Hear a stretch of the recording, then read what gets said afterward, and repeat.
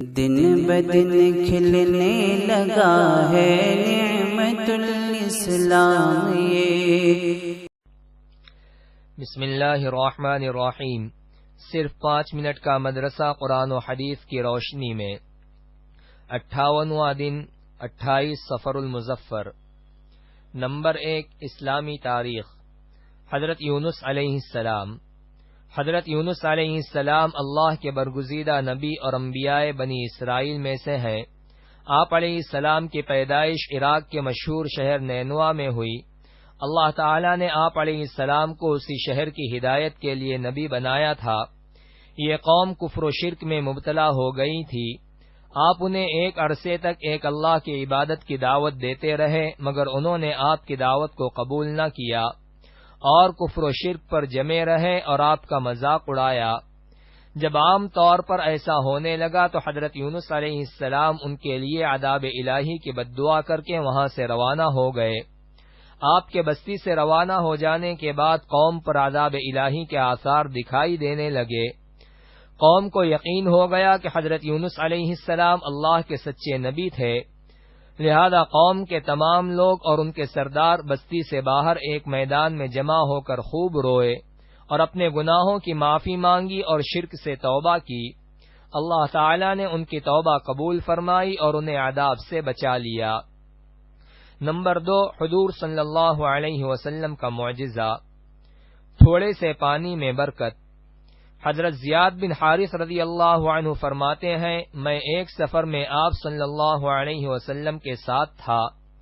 دوران سفر آپ صلی اللہ علیہ وسلم نے مجھ سے پوچھا، اے میرے بھائی، تمہارے پاس کچھ پانی ہے؟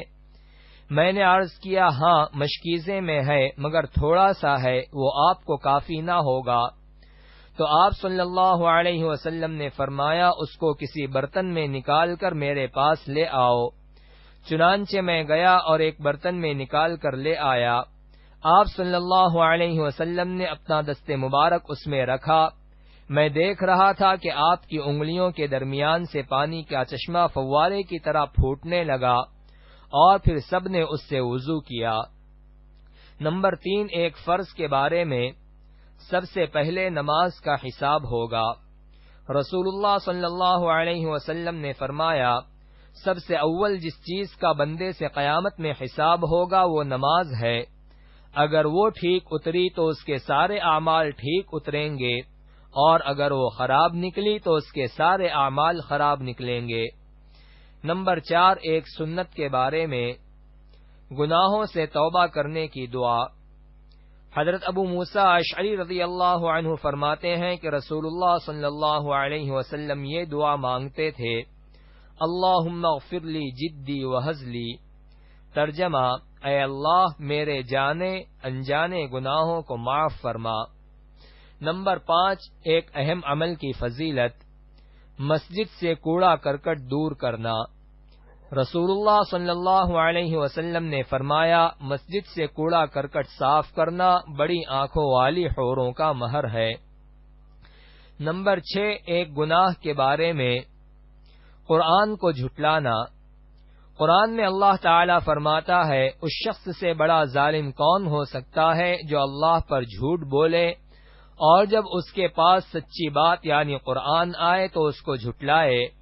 کیا ایسے کافروں کا ٹھکانہ جہنم میں نہیں ہوگا؟ نمبر 7، دنیا کے بارے میں، رزق حکمت خداوندی سے ملتا ہے۔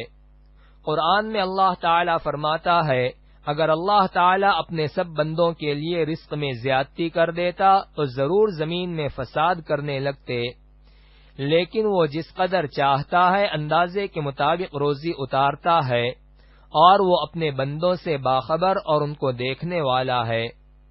نمبر 8، آخرت کے بارے میں، 40 سال تک عذاب۔ رسول اللہ صلی اللہ علیہ وسلم نے فرمایا، جہنم میں بختی اونٹوں کی گردنوں کے برابر موٹے سانپ ہیں، ان میں سے ایک نے بھی ایک دفعہ ڈس لیا تو اس کا زہر 40 سال تک باقی رہے گا۔ اسی طرح جہنم میں حاملہ خچروں کے مانند موٹے بچھو ہیں، ان میں جو کوئی ایک دفعہ ڈسے گا تو اس کی تکلیف 40 سال تک محسوس ہوگی۔ نمبر 9، طب نبوی سے علاج، صحت کے لیے احتیاطی تدبیر۔